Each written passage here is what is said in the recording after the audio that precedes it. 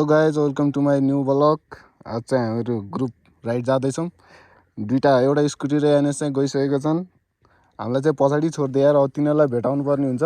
पर्छ अनि फायर हान्दिने हो क्या। बिचमा हेर्दै गर्नु होला, राम्रो राम्रो सिनहरू पाइन्छ। राइड हेरेर मजा लिनु होला सबैजनाले।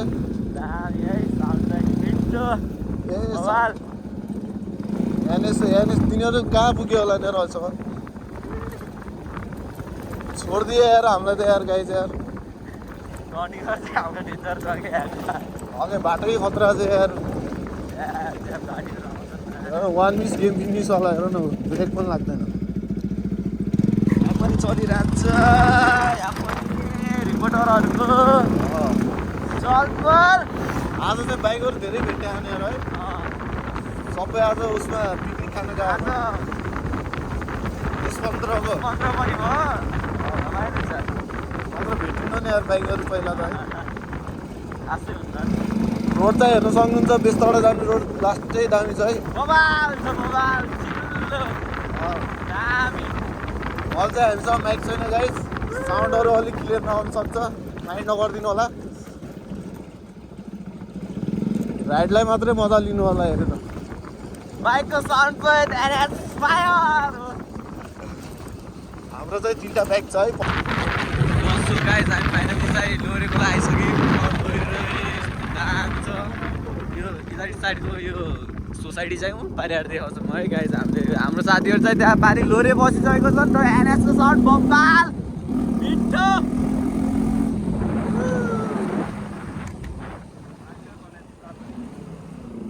मान्छेहरूको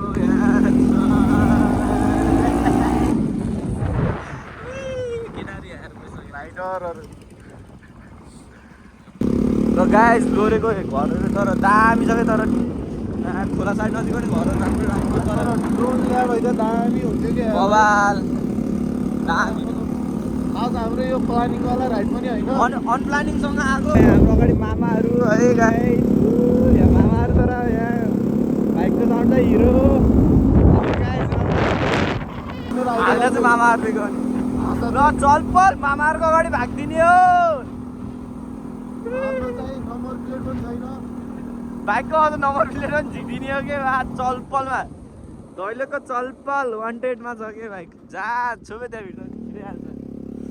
मामाहरूको फेभरेट बाइक है। मामा भन्दाको फेरि मामा भन्दा फेरि भेटै हुन्न, फेरि भेटै नहुने हो, भागिदिने हो। टाढाबाट देखाएको दामी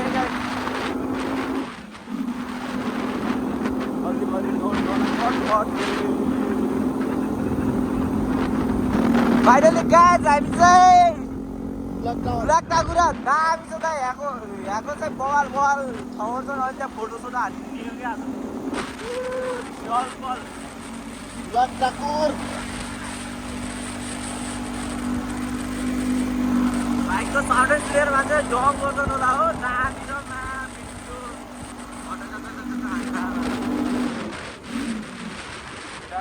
फाइनली ब्ल्याक टावर आइसकेको छ। गाइस हामी चाहिँ केराटा लागिसकेको अवस्था। अब चाहिँ 40 अब चाहिँ सबै सँगै जानुपर्छ है।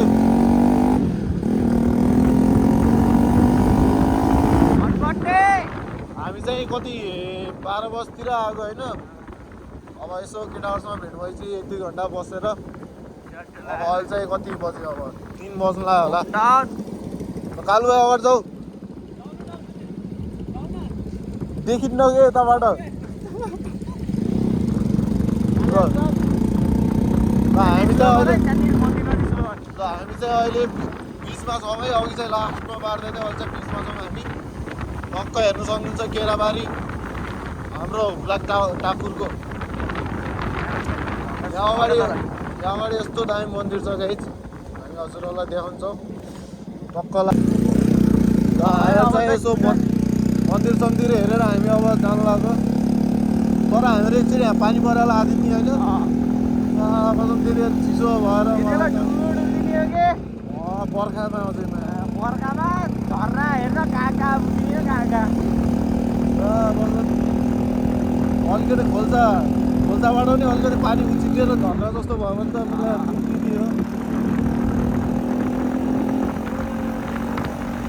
तर रोड चाहिँ दामी छ यार।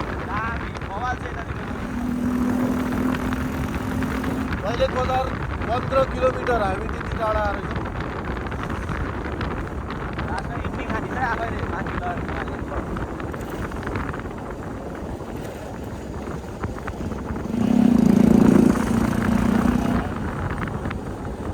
नाइ दिलबल रोड पनि कति छिटो हो अगाडि जानु।